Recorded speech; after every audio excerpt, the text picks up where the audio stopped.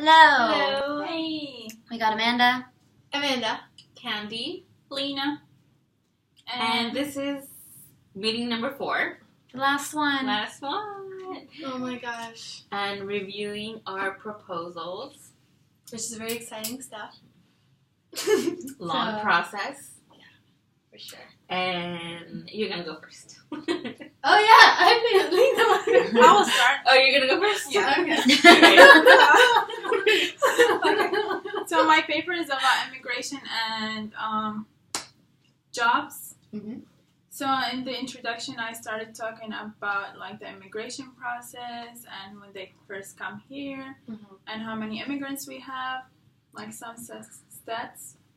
And then after it, like how they adapt here when they first come. Mm-hmm. And then I started talking about Trump accusation about immigrants stealing American job, and my research will be about if that's true or not. Mm-hmm. And in this research, I'll be using. Well, the framework has 3 components. Okay. So the first one is the philosophical worldview. I'll be using the transformative worldview. And the second component is the design used. I'll be using quantitative design. The third component is the research method. I'll be using survey. Okay. For the literature review, I started talking about some different research that people from different countries and here in the U.S. are talking about immigrants and how they are like actually doing more jobs for the Americans, not stealing the American jobs. So that is proving my points, which is immigrants are not stealing jobs here. And for this, like summarizing some articles, talking about it, analyze it. And for the methodology, okay. So I stated what's my aim for this paper, which is examine if immigrants are really stealing jobs or providing more jobs in the country. The focus for my survey will be on Iraqi immigrants only. I focused. What's their age? That's my survey. So, let me see. Like your target audience? Are they young adults? Adults? Is it specific? So for this, I use 100 Iraqi immigrants, 50 males, 50 females, different age groups from like 20 to 50. Oh wow. Yes. And in the survey, I explain if they are educated back home or they came here and went to college or not, and what's their job status here, and if they are working or having their own business. And after that, the survey will prove my point of that the immigrants are providing more jobs. And I use different. Is that your Differences. that's your hypothesis? Yes. If they're providing job or stealing jobs. Mm-hmm. I like that. So here we have the board. We wrote all of You can. The points that we have to include. Mm-hmm. So what do you guys So I think you did, I think you hit all the points right here in the introduction. Mhm. So you identified, you researched, you did a little bit of background on the research and basically introduced the study. Mhm. Were you able to define any relevant terms that you find? Yes. I don't think I caught that. Like a word view for the one I used. I can find it. Mm-hmm. What about like defining what a immigrant what you would be considering an immigrant, maybe? Well, you mentioned immigrants from Iraq Mhm. and Well, we have a lot of immigrants, but my focus on the Right. survey was Iraqi immigrants. Right. So that's the background. Can you tell us a little bit about why? Wait, does that answer like what an immigrant would be in this case? That's what I was going to. Okay. Can you talk a little bit? Sorry. Can you talk a little bit personally about why you chose this topic? How you related to it? You reminded me. You're So very- I put my personal experience in it too. Mhm. So because I'm an immigrant, Mhm. so that's why I put my personal experience. That's good. So you're gonna have. In like the background of the study. I would consider that kind of like background. Mm-hmm. Like partly your experience and also just Your when you were interest. talking about like Trump and all that stuff. Like And the for background stuff. justifying program of research, you're not gonna be part of the research, right? You're just No. gonna observe. So can you tell us a little bit about that? About the research? Yeah. Like how So- are you justifying? I think the- that would be under the methodology. Yes. Oh, okay. So I used like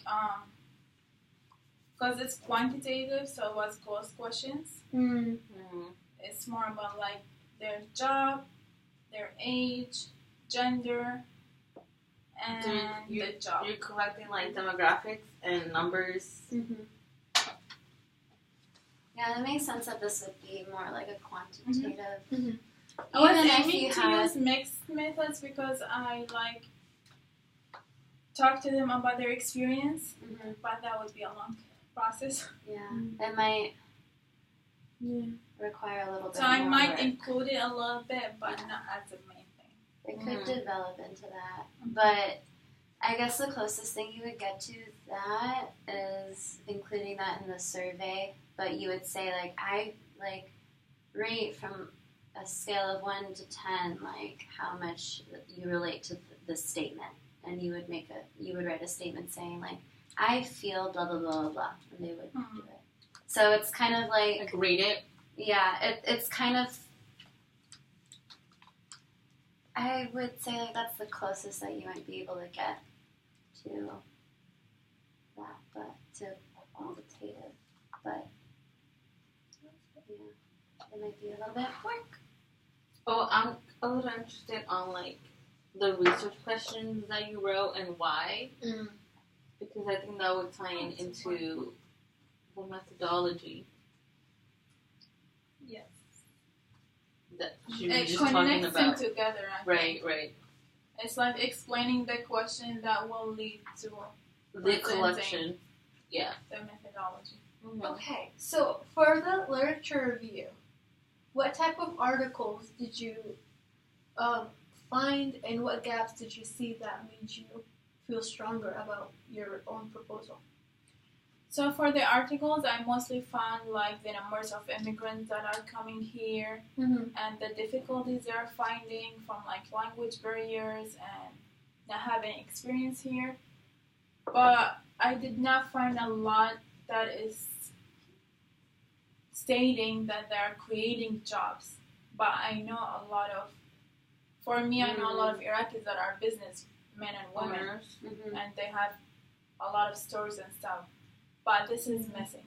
And they're The also research is missing. and they're Yeah, also exactly. consumers too. Yeah, that's what I Yes. was gonna say. Like they're So- Uh-huh. like generating the economy Mhm. because they're Exactly. able to.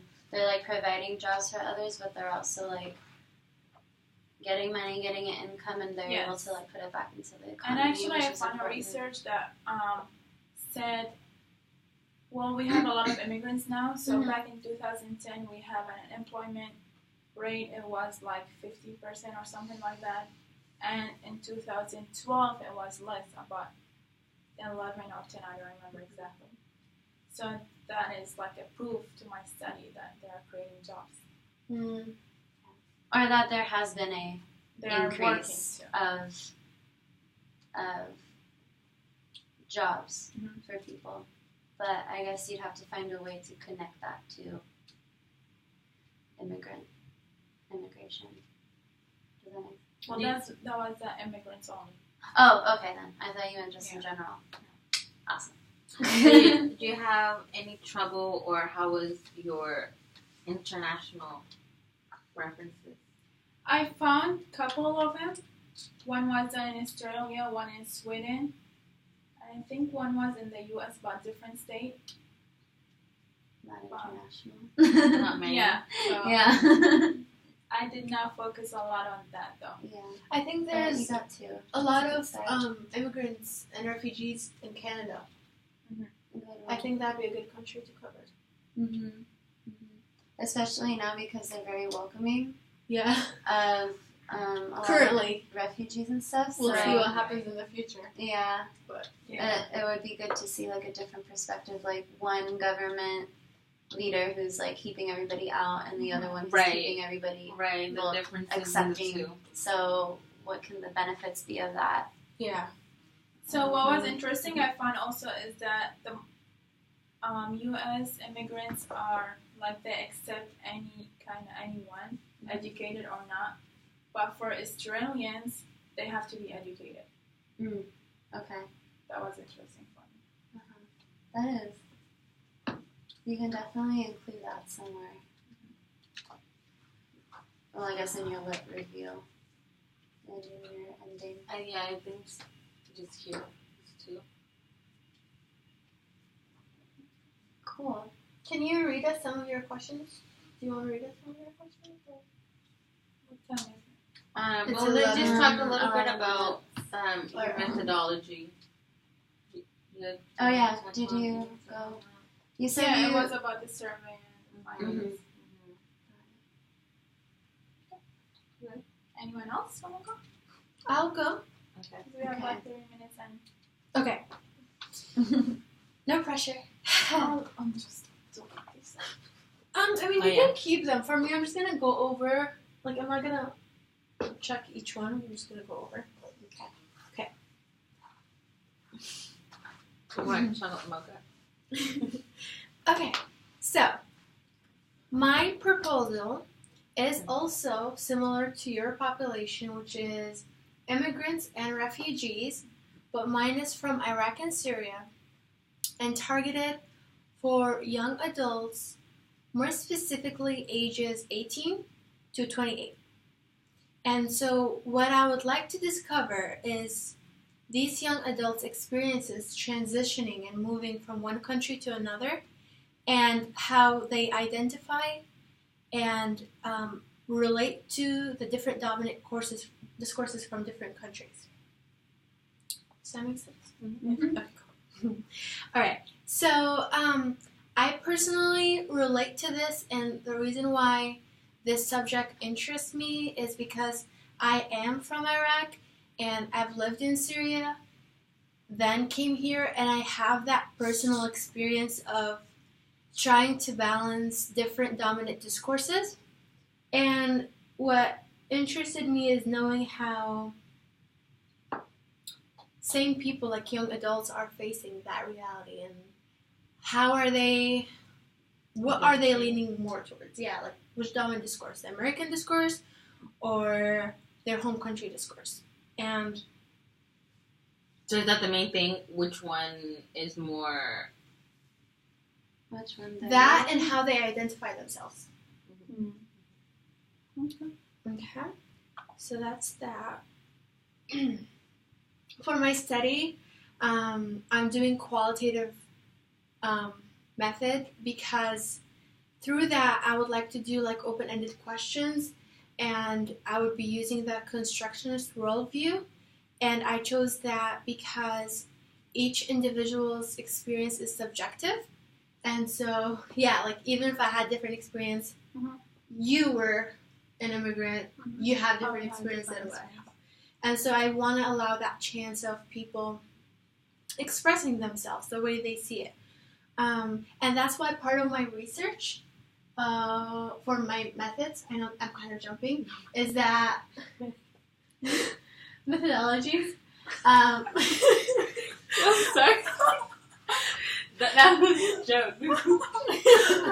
It is methodology. It's methodology. No. Oops. What if she didn't? No, what if they wouldn't have known it? It was like a Where's Waldo kind of thing. Anyway. Easter egg by Ada. Yeah. I mean methodology. There Yes. you go. I did not notice I left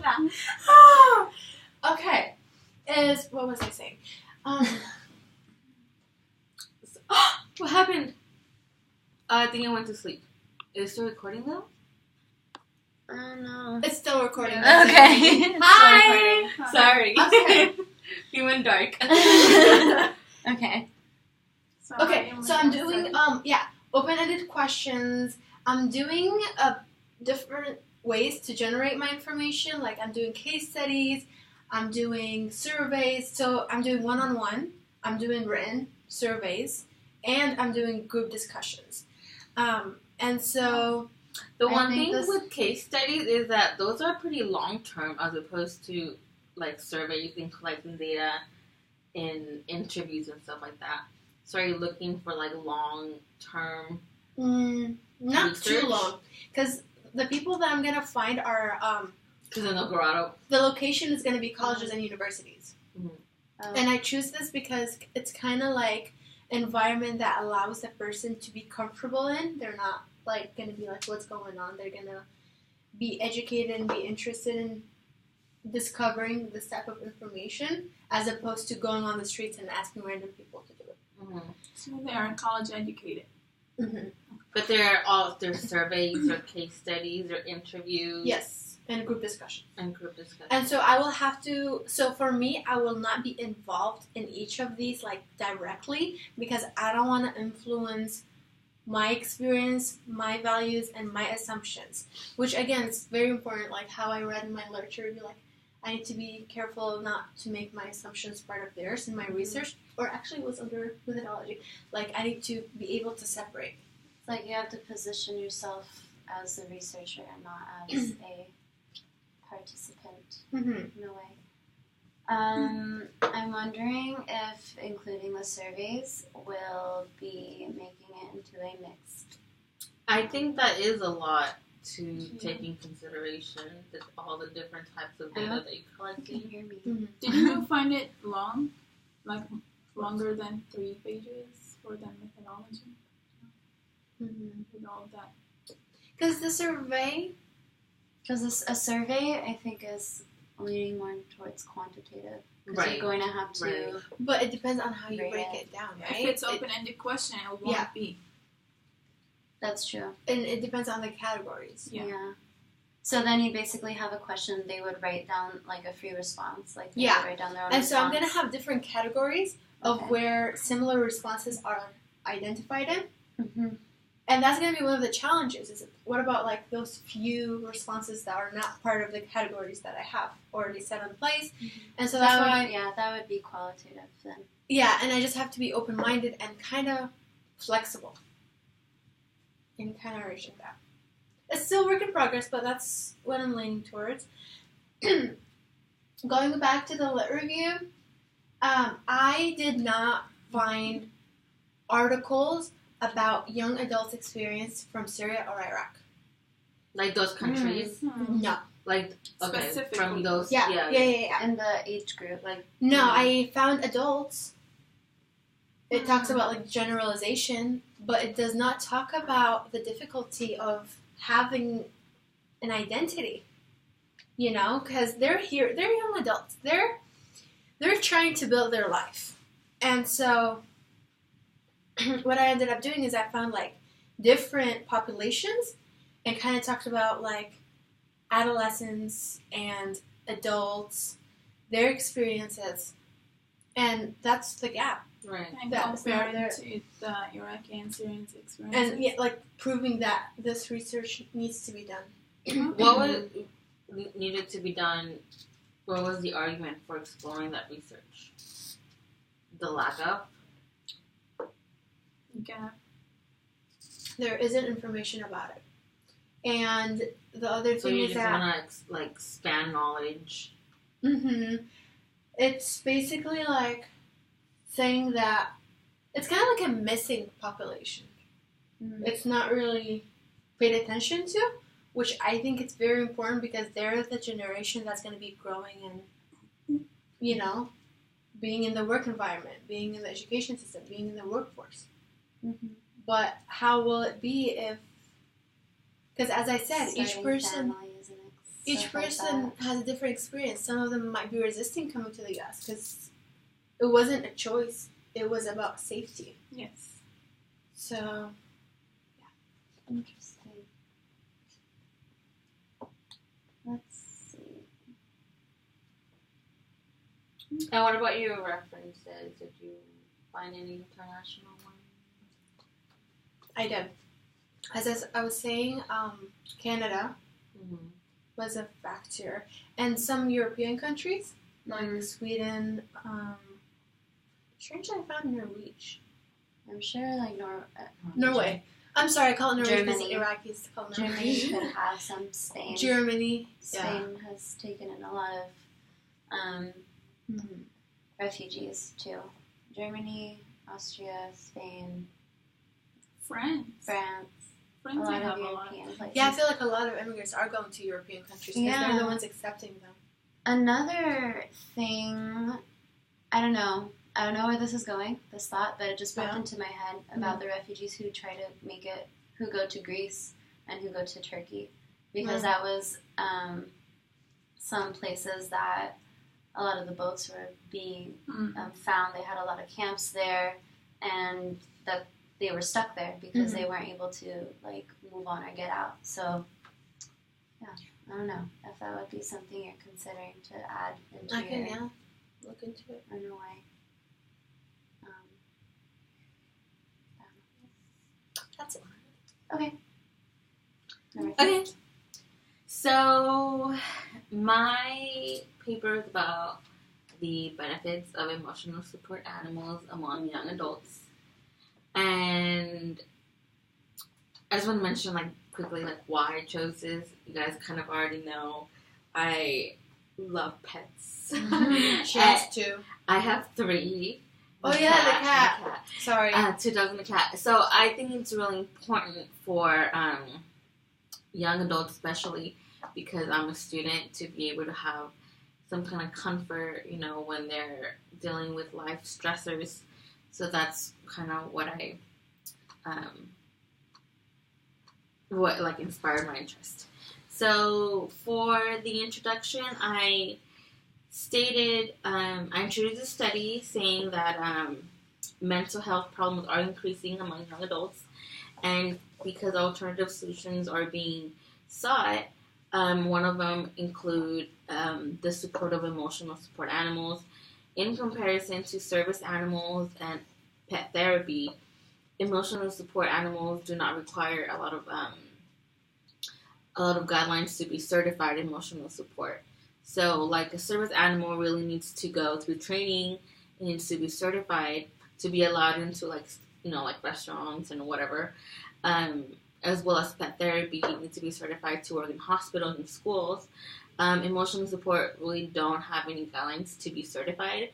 What they really only need is a letter from a licensed therapist. And because that's kind of like an easy access kind of thing, a lot of people don't take into consideration that an emotional support animal really is emotional support when dealing with like anxiety and dealing with Depression. yeah, like a lot of just mental health issues. So that is why the rationale is what it is. And I tied into the Lit Review because I find a lot of articles in regards to student stress and therapy assistance. So like animals that, you know, because therapy assistance is very similar to emotional support, but not, you know, it's not the same thing. So a lot of the literature review deals with pet therapy and not really emotional support. So there is that gap that I found there. It basically sounds like there isn't, like, because there isn't, like, research, there isn't a way to really, Support the argument that they're needed. yeah, Yeah. exactly. So and then it's also goes the other way around because there isn't support that, like, they're needed, there isn't research being done. Mm-hmm. Yeah, and again, it also has, like, a negative kind of stigma that because anyone can really claim an emotional support animal, it's not that validity there for that. But, you know, like, people that deal with mental health issues deal with that too. Just because the disability is not visible doesn't mean it's not there. So it's kind of the same thing. Just because an animal doesn't have like a service animal vest, doesn't mean that it's not needed somehow. So I can personally vouch for that. yeah, and for the methodology, I found this to be qualitative because obviously, like you were saying, it's subjective to everyone's thoughts on why they need an animal that gives support.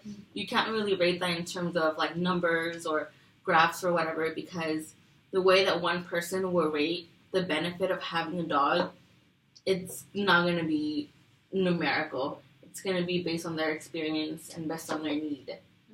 So, yeah. So did you find a lot of research about it, or there was a gap? There was a gap in the emotional support aspect.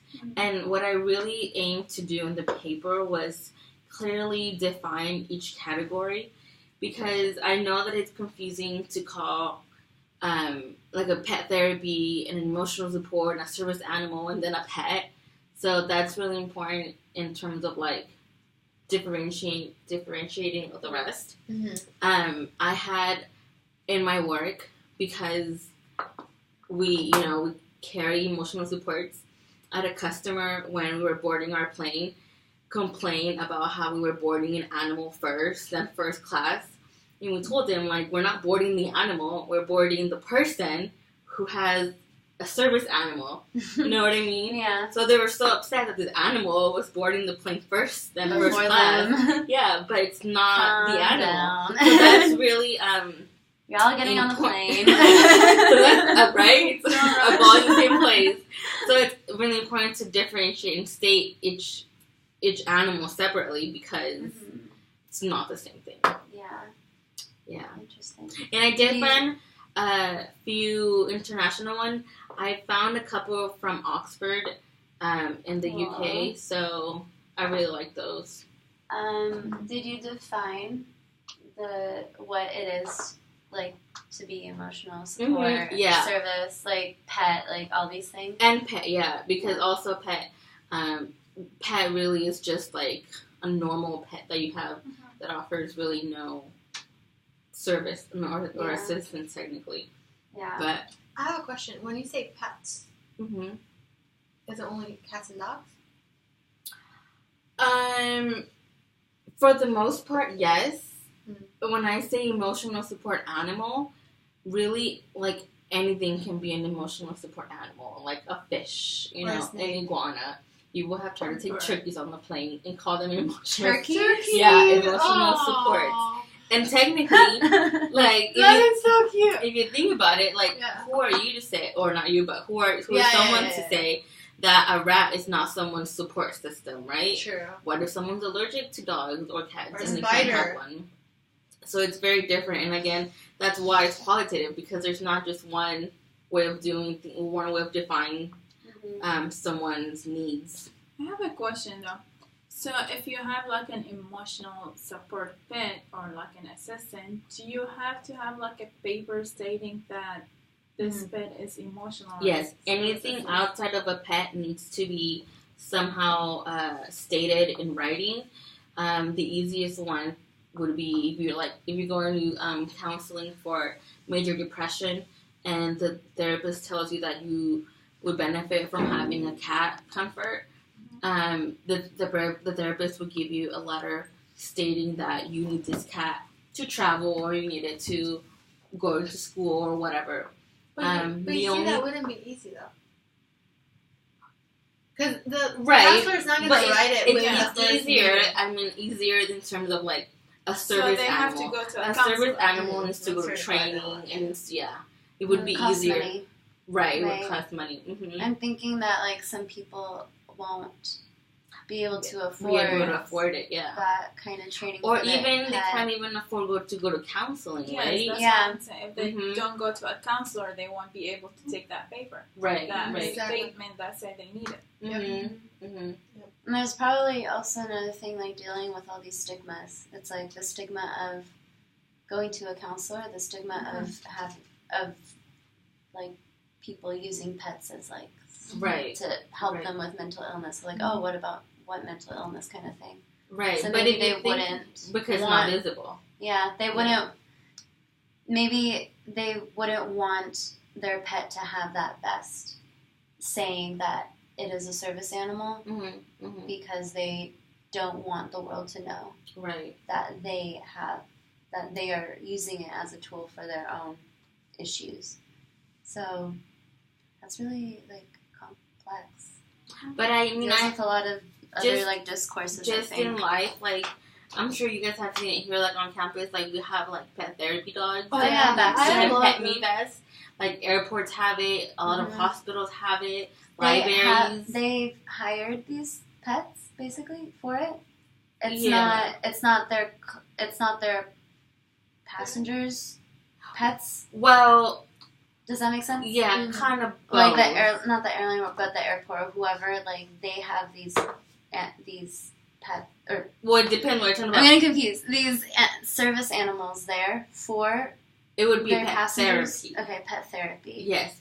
An airport can hire a handler Uh-huh, that yeah. has a pet therapy, or even a hospital can hire someone that has a therapy. Mhm. Oh my god, a therapy pet. Uh-huh. To like go around and like ease people's like either Yeah. like like nervous Anxiety. flyer if you pet the dog or just have like a distraction from wherever. Mhm. Yeah, they can do that. So, or you can bring your own pet, whatever. I didn't know that they hired.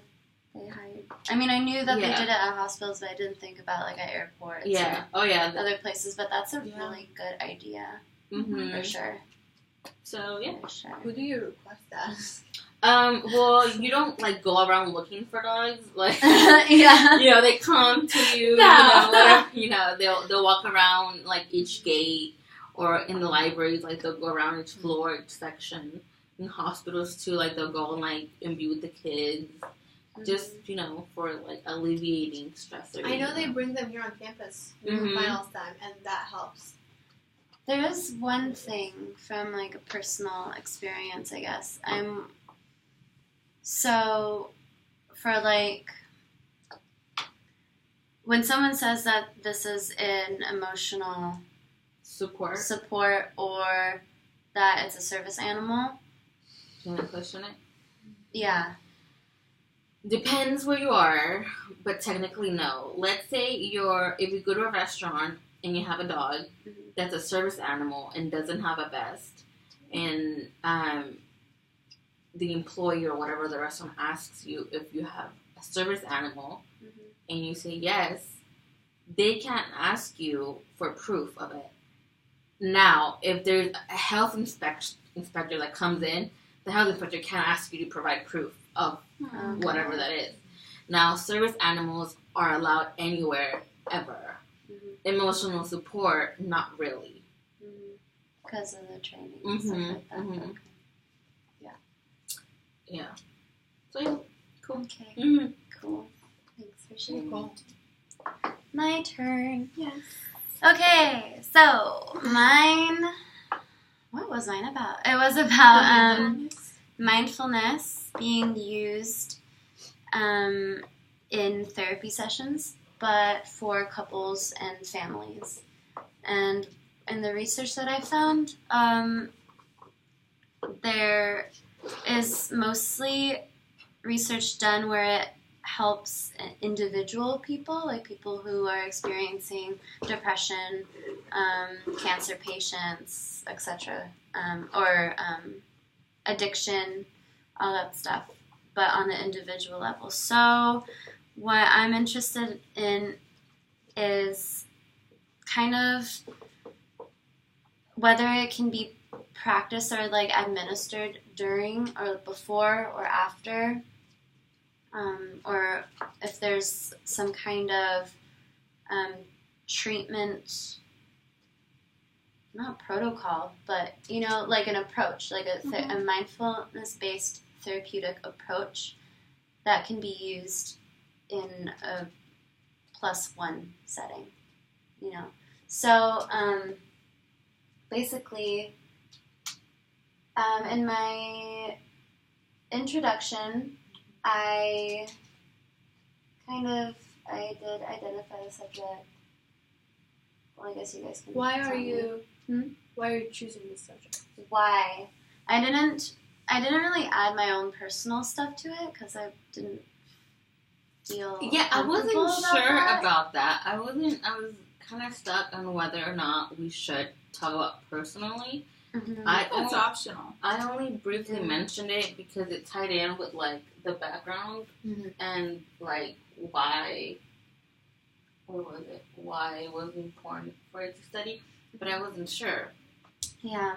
I'm not 100% sure, but I feel like a good element to your proposal. Yeah, I definitely think that I will have to add it as a part of the reflexivity, like in the ethics section of the methodology, because I do practice some form of mindfulness based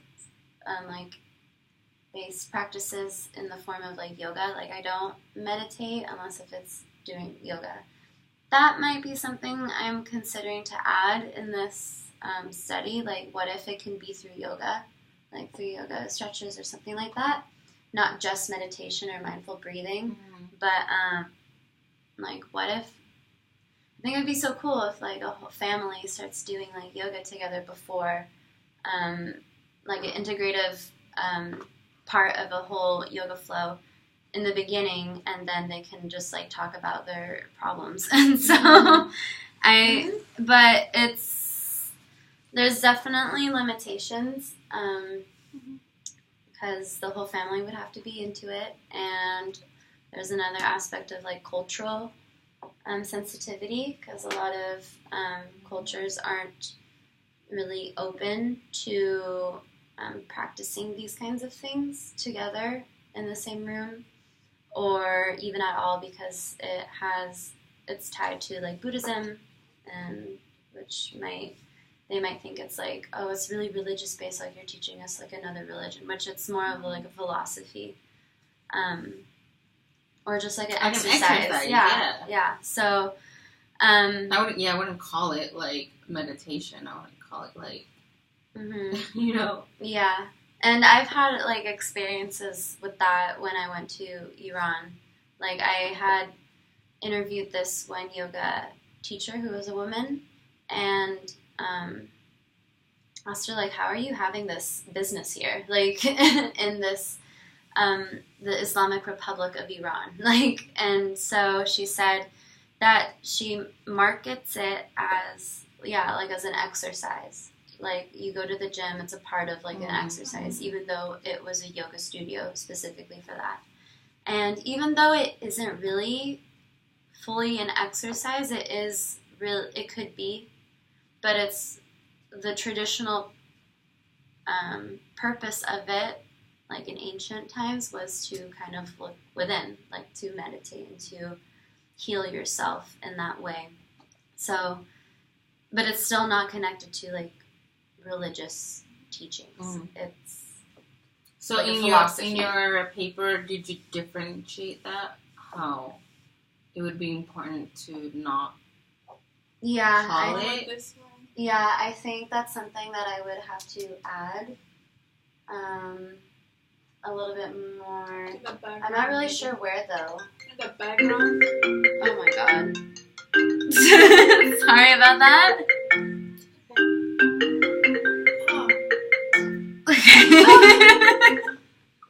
Hold on. Yeah, I feel Next. like you can add it to the background of the study now. Yeah. To call it in. So that would be in the introduction or in the literature review? I feel more in the intro. I feel in this too. Intro. What kind of research did you find I found for a the lot. review? So for the And review, international references. I'm all going to have we can tell. International. Because that was like very hard for me. Yeah, I really had to go into it, so that's why I'm like, what did you guys get? I haven't been very lucky in that, but something that I have noticed is that there's a lot of quantitative data on this, and that's why I want to do like a more qualitative approach. Oh, so there's not enough. Yeah, and Is it's mostly because it's dealing with, like on an individual basis with depression or like cancer like patients. That's one of the ones that I saw, and people who are experiencing those. There's more of a quantitative approach to it, like surveys, like does this work? How do you feel now? How did you feel in the beginning? So what I would do, I've been focusing mostly on the methodology part, struggling a little bit on putting the literature review together without just like taking what they say, because I agree with it. I'm just like, yeah, like everything, but I feel, I don't know, I have to work on that a little bit more. I think the keyword is critically synthesized. Yeah. Yeah. I want to say something. Like, my assumption is that it's more Americanized and not international. Well, like mindfulness and stuff. It's not as practice. And so, see if Europe, because that'd be the next. I would think that yours would be international, though. Yes, more international. Yeah, I would have to. I think it depends. No, that's not what I'm saying. I think You're saying the opposite. I'm saying I think it's it more depends. America than Europe. Yeah, I would say that it depends, because this whole, like, it's like not a fad, but it did start somewhere. But, you know? but this is what I'm saying. Yeah, like it got bigger here in the U.S. But I mean, so did therapy, and so did like narrative therapy. Like, these are all like westernized ideas of things that have been done traditionally. But you can talk about that gap. That is your gap. And I think that there could be some, especially in Europe. I would feel too, and from India, like where it all originated. They're strong believers in yoga. It came from there. My friend went to go to India just to study yoga. That's what I'm gonna do. You're gonna do that? Yeah. After you get your MFT. She slept with After I cats. get into my MFT. Wow. I got into the MFT program, Maggie. Under 2 years. Another 2 years. She'll cancel us one day. Yeah. We'll come to you. Yeah. And then we'll be doing this. My emotional support dogs. I'll sign off your emotional support animals, and you can all participate in some mindfulness-based therapy after I create the manual for it and all that stuff. But anyway, like, continuing with this really quickly, I wanted to add what I've been doing with methodology, because that's what I've been focusing on mostly. Yes. So I'm doing it from the social constructivist worldview, and I feel like like all of these, what like I'm about to say is like all aligns really closely to what mindfulness is. So that's why I think it would be like really appropriate to use that. What else? What's the next one? Oh, where did it go? I'm using the qualitative methodology for the research paradigm, and my research design is, it's really hard for me to say this, phenomenological research design. I have to define it though. Yeah, I'm doing that here. And I like it because it's, like, its traditions are, well, I wrote it there, rooted in psychology, and it really focuses on, like, the human consciousness and how that is constructed and how it kind of, like, just understanding it more and how it becomes to be. My setting will be the Center for Health and Wellbeing. It's a place in Hillcrest. And I chose it because I'm familiar with it, and I feel like they already do a lot of integrative work there, so they can take their couple and family clients and, like, try and implement it with them. And they're narrative therapists, so I feel I'm probably not going to include it in this research, but maybe in future research, how narrative therapy can also be used in this setting. So, For your doctoral. yeah. You can use that. Possibly. Basically, the data collection would be me doing observations of of therapy sessions. Like, so I'm not gonna be the therapist in this. Right. I'm not yet, but I wouldn't be anyway if I was a therapist. I would be looking through like the screen or like the window, The mirror. the mirror. There you go. Okay. And Yeah. seeing how the therapist is like implementing Responding. it, and like responding to it, and how the clients are interacting with it too. So I want to do it from both perspectives: the therapist who's like practicing it themselves and giving it as a treatment, and the couples who are receiving it and all that. So after that, I would do in-person interviews to ask them like how was it? I'm not sure, semi-structured or unstructured. Semi-structured maybe, because I kind of want to like have some control over the questions that are being answered in a way, but they can answer however they want. And then document analysis. So I would like them to journal their experiences as well. So that's another form of being mindful, first of all, and then second of all, it's The laptop's gonna die. my laptop's gonna die. It's a little battery. Okay. Wait, just finish so- the I top. mean, Just we're finish the top. 47 minutes. Yeah. Look it up.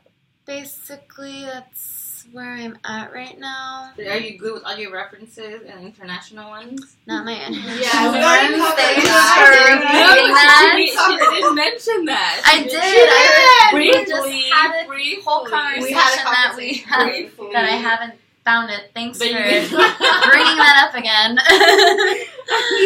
You're very fascinated with the international aspects.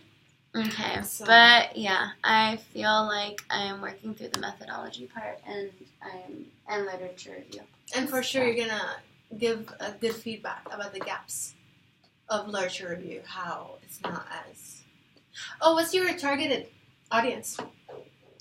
I feel like my targeted audience would be therapists and mental health practitioners, because I They're guess the ones that as will a be- part of qualitative research, like it's to construct and generate theory. Like instead of like looking at a theory and taking it apart, you're taking all the little pieces and creating something from it. So I'm hoping to create, you know how like there's something for CBT. Yeah. Like there's a thing like that you do, protocol or whatever. Maybe something like that for therapists to use. Like a And- new form of therapy. And what about the people? Who is your target people? Like the population Yeah. and That My you would want to participants? survey. Yeah. that would be the therapists and client and couples and family clients. Oh, so there's a mix. It's not just one thing. Of all ages. Yeah, probably. Yeah. Okay. Different family dynamics and from different cultures if possible. But yeah. Sounds good. It's interesting how we are doing like kind of immigrants and similar, and this is Oh, yeah. like mindfulness. Wow, that's a good Therapy. observation, Lena. Therapeutic stuff. Yeah, cool. That's nice. I It's all just think to like make a when better I was world. doing the research, like what would help, not to be selfish, but like what would help me in the future, like what I'm interested in, like in terms of like self-care and Mhm. like being able to have different, outlets and stuff. So that's why I was interested in it. Yeah, I think for me it's also like what drew me to this question, or because I was interested in like discourses and like refugees and stuff too. But what drew me to that was what do I want to do as a therapist myself, and yeah, like I would like to integrate yoga or other mindfulness-based practices into my practice of providing therapeutic services to others. Because I believe in it. I believe that it can work, and there's proof. I mean, we all can use what we've researched for, so I feel that's great that we learned all that. Personal connection to it. We're almost at an hour. Yeah. Yeah. So thank you for listening. Thanks. If you Sorry watched all about the way through. sorry about that phone call. Just as the final video, I think we can all agree that we enjoyed this experience, like in us collaborating. Yeah, And, I actually really like that we got to pick our own oh my topic. gosh, yes. And In but a I group. almost kind of freaked out in the beginning when they said like pick whatever you want. We're like, well, no, I can't pick whatever I want, right? But I think like picking whatever we want really help us into like being interested in actually writing the paper. I was gonna also say like the group that we're Oh, yeah, thankful that you let us, because yeah, we've the had support some system. really interesting experiences with other groups that we had to be in, and so it was good that like we got to work with each other, because I think we were very harmonious together. Yeah, very supportive. I think because we all lived here. So. Yeah. Like And we we're can able to meet do this. discuss it. Cool. Alright, Nita, thank you for listening. Thanks. Thank you. Good team. Oh. Bye. Hold on. Have a great Bye.